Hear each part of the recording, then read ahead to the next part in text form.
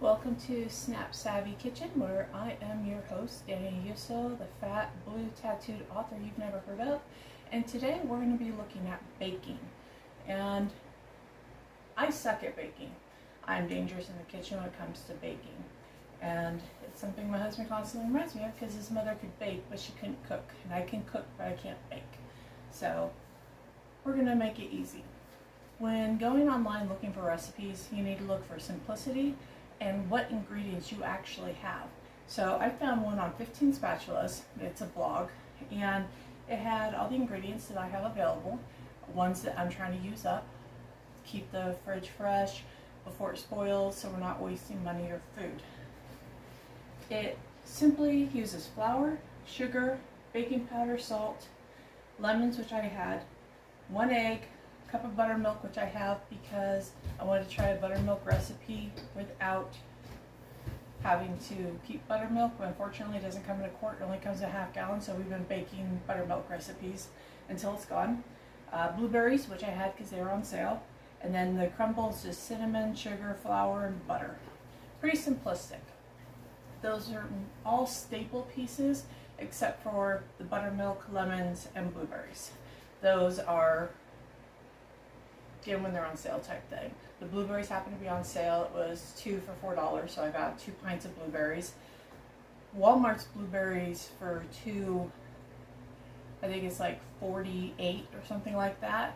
You get more blueberries, so I don't know what their measuring is or what kind of witchcraft it is, but I should stick with getting them from Walmart. So to begin with, I melted my butter because it requires melted butter. Are you going to join me? Then go away. That would be baby emo. So butter, for those that don't know, there's little marks on there. 1, 2, 3, 4, 5, 6, 7, 8. Each of those lines is a tablespoon. And then above it you have, start here, go over, 1/4 of a cup. Is that your 4 tablespoon mark? Then your 1/3 of a cup is just past your 1/6. Don't know why it's measured that way. And then a full stick is a full cup, or a half cup is a full stick of butter. So your butter is, doesn't matter which brand it is, they're all going to be laid out, so you just cut there for whatever amount of butter you need. A lot of people don't know that. So to start with, in this ingredient, I have pretty much everything laid out that I need. I zested the lemons ahead of time because nobody wants to sit there watching somebody just zest the lemon. So we're going to start with 1.5 cups of all-purpose flour. Flour is a staple ingredient that you should have in your pantry because you can use it for all sorts of things, making soups, breading and frying chicken and pork chops, making desserts, everything from chocolate chip cookies to brownies, muffins like we're doing now. With the change in SNAP benefits, they are doing away with pre-made items, and that includes bakery items. So your muffins, brownies, that type of thing. It's all going to go away unless you're going to pay for it yourself. This is a cheap way to do it, and you can get the kids involved if you want. They enjoy doing stuff like mixing up ingredients and all that. There's 1.5 cups of flour. Then we're going to do 3/4 of a cup of granulated sugar. Granulated sugar is just plain old, basic bitch sugar. That's it, nothing fancy about it. And this is going for 3/4 of a cup. So we're going to do a 1/2 cup plus 1/4 of a cup. That, do the math, it gives you 3/4 of a cup because there's not a spoon for 3/4 of a cup. And before you start, make sure you preheat your oven. That's pretty important. In this case, it's 350 degrees. So here is 1/2 cup. 1/4 cup's a little one. Unless you have one of those weird cups where it's got an 1/8. Haven't seen that in a long time. So there's your 3/4 of a cup of sugar right on top of the flour. Nothing special. We're going to do 2 tablespoons of baking powder. This is baking powder. Staple kitchen ingredient if you're going to be doing baking because it helps it rise. And when you look at the inside, there's a little shelf here, a little metal shelf. The purpose of that is it cleans off the top of your scoop so you're measuring properly, because too much can taste pretty funky or affect the way that chemically it reacts. So you just take scoop, pulled across, there's your perfect little scoop. And this requires 2 teaspoons. So pull it across, oops, pull it across, boom, into the dry ingredients. It also wants 1/4 teaspoon of salt. Salt is a staple pantry. You have that in your pantry. You also have that in your seasoning cabinet. That is one of the most important things you can actually put in your pantry. And my spoons don't go small enough, so a little bit extra salt's not going to hurt on this particular recipe. And then it says, well, we're going to mix this together first. I already know that. Why? Because you don't want it getting lumpy when you add the wet ingredients. You want to evenly disperse your sugar with your flour, with your baking soda, and your salt. So you want that all equally dispersed, mixed together. That way you're not biting into a muffin and you just get a mouthful of salt from there being a clump of salt there because it wasn't mixed properly. Had to get myself a new whisk because I broke the other one after like 5 years. It was pretty, but it was a piece of shit. Dry ingredients mixed. So when you zest a lemon, which will be mixed into the dry ingredients, you use the small edge of your cheese grater and you just pull the lemon down until it turns white. You don't want the white. The white is super bitter. You want just the yellow, just the orange. The more ripe the lemon, the faster it grates because it's harder. So I grated it. Make sure you pull off the little sticker that has the code for the cash register. You don't grate that. I've done that so many times, it's not even funny. So this is what 2 lemons look like grated. You can tell the color difference. One is lighter, one is darker. That's because one lemon was riper than the other. This is considered dry ingredient. So we're going to just dump it in there and mix it around. That's the stem of my lemon. Got in there. Lemon zest is super fragrant and it has a nice citrusy flavor without it being really puckering your face type sour.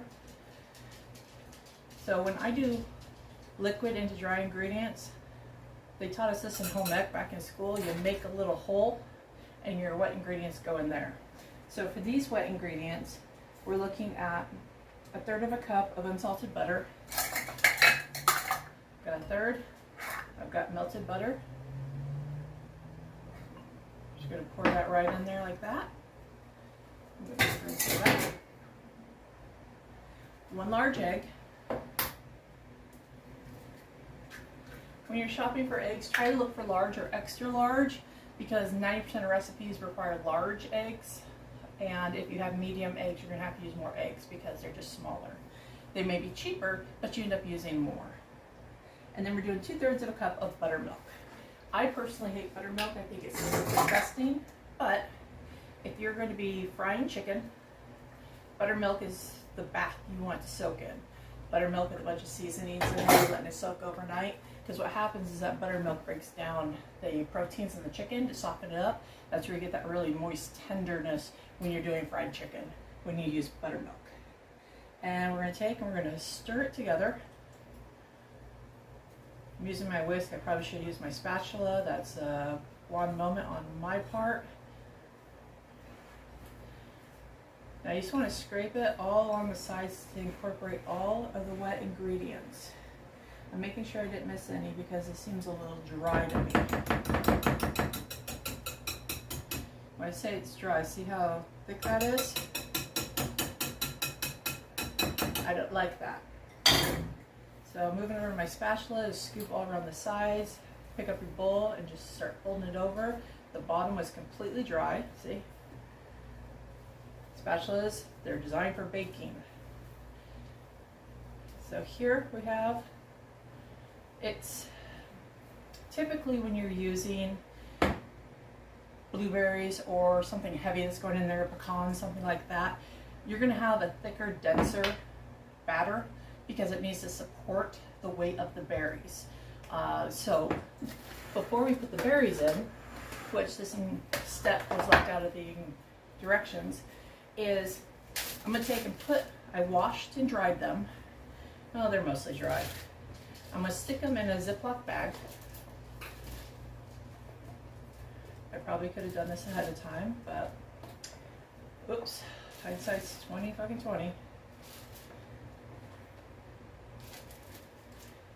If you don't do this step, and you can do, like if you're making chocolate chip muffins, same thing. This step is important. Why? Because it makes them float in the batter. Since I got my cups dirty, you don't need to measure out like a specific amount. You just need to take and throw some flour in the bag, seal it up so it doesn't go everywhere, and just give them a toss. You're tossing to coat. See how they look like little sugar coated blueberries? Don't do this without sugar. There you go. Now they're all coated. So what that does is when you bake it, that coating, that flour sticks to your batter and prevents the berry from falling all the way to the bottom and just settling in the bottom of your muffin tin. They stay suspended, so when you cut it open, I don't have a piece of bread anymore, otherwise I'd show you. They stay in the middle, so when you get a bite, you get a bite throughout instead of just having gooey blueberries on the bottom. So you dump it in the batter, and then you fold over because it incorporates a little bit of air into it to help lighten up that batter, but also evenly disperses those berries throughout the batter.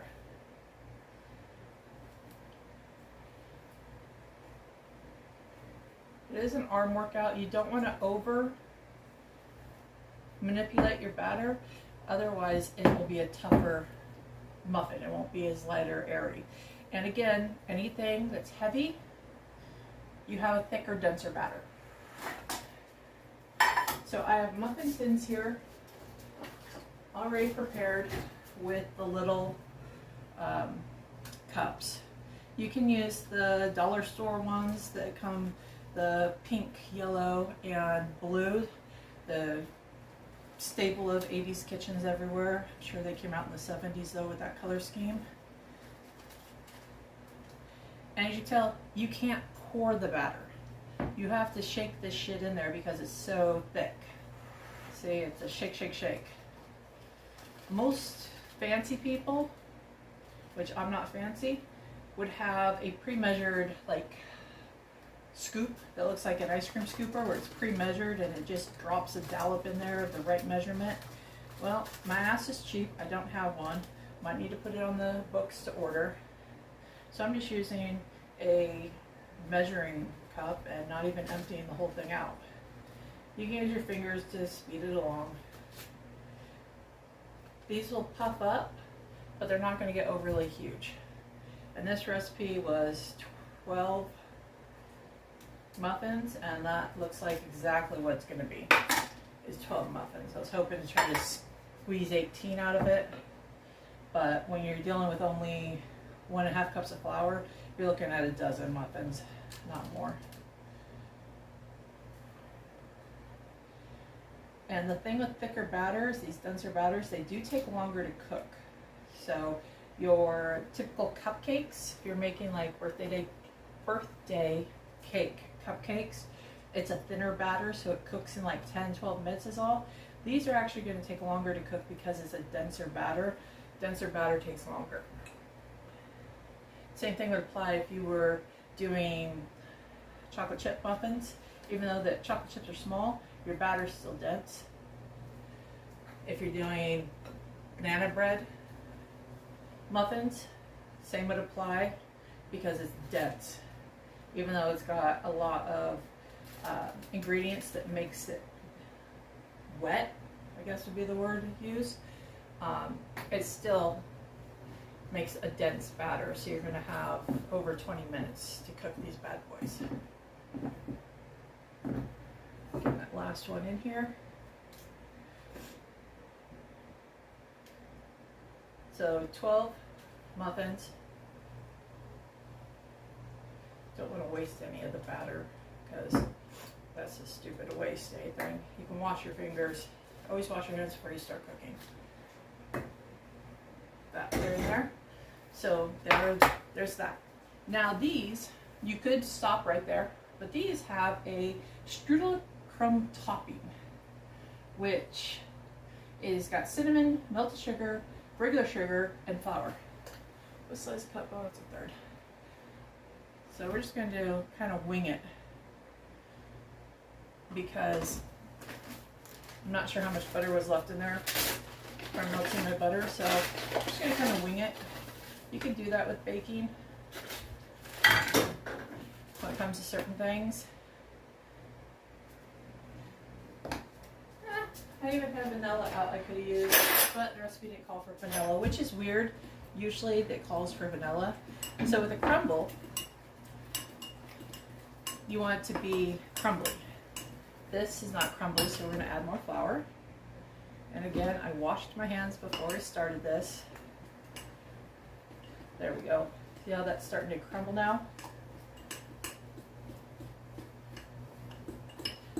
It's sticking together, but a little more flour and a little more sugar because we want it to be sweet. Mix it together. Crumble, strudel, whatever the hell you want to call it. So because this has cinnamon in it, it changed the color of it. But you want it so it makes these little tiny balls like this that you can take and just crumble, literally, over the top of the muffin. And what that does is it cooks up and it gives it a crumbly top texture like a strudel. So it looks a little fancier, takes an extra, 2 minutes to do. And it just adds a layer of flavor. You could have omitted the cinnamon and done like some lemon juice in there or lemon zest to make it a little more lemony. I'm not a fan of cinnamon in general, so we'll see how this comes out. If you don't see your batter sliding into your cup, that's fine. It's a dense batter. It's not going to move around on you much. Once it heats up, it will thin out some and then it'll start raising. But those blueberries are going to be suspended, swimming in the batter. Last time I did a strudel on one of my blueberry loaves, the boys were not impressed. They were bitching about it being crumbly. It's like, that's the point.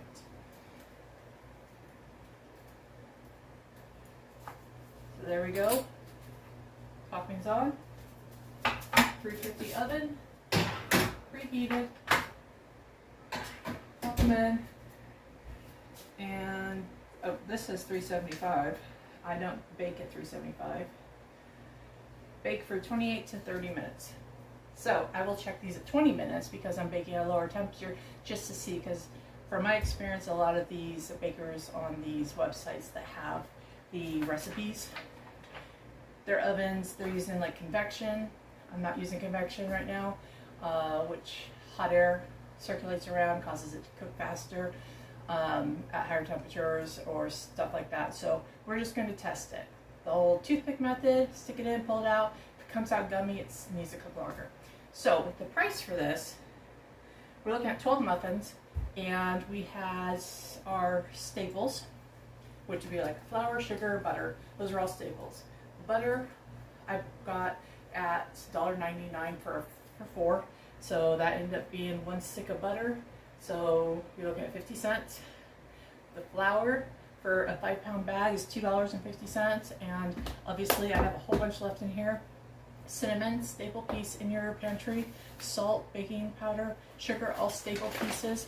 So the only real cost was the buttermilk, the egg, and the butter. So the buttermilk for this was $1.97 for a half gallon, and we still have half of it left, so we'll be doing more baking. The eggs, I got 5 dozen for 16 bucks, so you're looking very little amount of money, and 50 cents for a stick of butter. Not too bad for a dozen muffins, considering that for 4 muffins in the bakery, you're looking at $8.99. So got the savings there, and it took all of maybe 10 minutes to do, and that's because I was talking you through it. So don't be afraid to look online for recipes. See what's in your pantry, see what's in your fridge, see what you need to use up, and you'd be surprised at what you can find out there. And just give it a try. Incorporate the kids, let them mix the batter, let them measure stuff out. It's a fun thing for kids to do. I know that my kids used to love it when they would be incorporating cooking and baking. So there you go. There's some cheap ass muffins for you. Have a good one.